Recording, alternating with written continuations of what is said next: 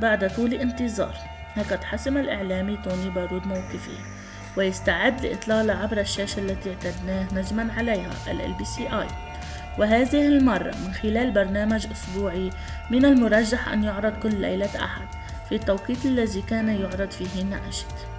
أمي أقوى من أمك هو النسخة العربية للبرنامج العالمي My Mom Cooks Better Than Yours، الذي عرضت منه نسخات في دول عديدة من حول العالم، ولاقى البرنامج ترحيبا واستحسانا لافتا من المشاهدين. الخميس الماضي كان موعد تصوير أولى حلقات البرنامج بإشراف فريق أجنبي، أما تنفيذ الإنتاج فيتولاه ميشيل سمان.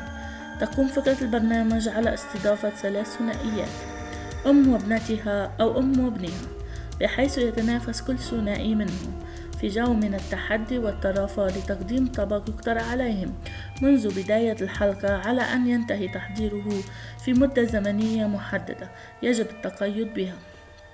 بعدما يختار من يحضر الطبق، أي الأم والابن أو الابنة، المكونات التي بحاجة إليها لتحضير الطبق من داخل الاستديو في زاوية وضع فيها الخضار واللحوم والبهارات والزيوت، وذلك بإيعاز من الطرف الآخر الذي يعطيه الإشارات والإرشادات.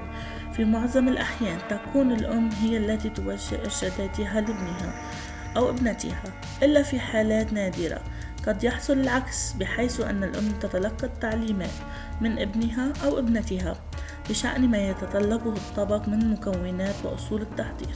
أما الضيف الدائم من حلقات أمي أقوى من أمك فسيكون الوجه المحبوب وصاحب الجماهيرية الواسعة الشيف أنطوان الحج، الذي سيعطي من خبرته في مجال الطبخ ويكون الحكم على الأطباق التي يقدمها الضيوف بعدما يتذوقها ويتحدث عن كيفية تحضيرها ومكونات كل طبق منها، إلى حين الإعلان في ختام كل حلقة عن الثنائي الفائز. للمزيد من المعلومات الرجاء الاشتراك في القناة.